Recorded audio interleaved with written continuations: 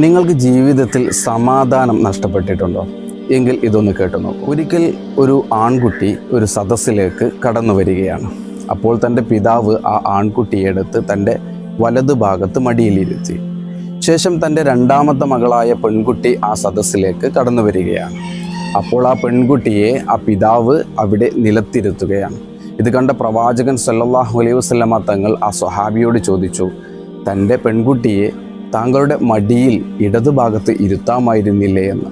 ഇത് കേട്ട സ്വഹാബി ആ പെൺകുട്ടിയെ എടുത്ത് തൻ്റെ ഇടതുഭാഗത്ത് മടിയിൽ ഇരുത്തുകയാണ്.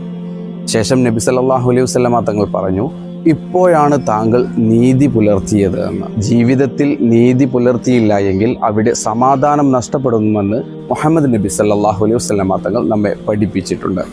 ജീവിതത്തിൽ ഏതൊരു വിഷയത്തിലാണെങ്കിലും നാം നീതി പുലർത്താൻ വളരെ ശ്രദ്ധിക്കേണ്ടത് തന്നെയാണ്. ഇത് വളരെ ഗൗരവത്തിൽ കാണേണ്ട ഒരു പ്രധാന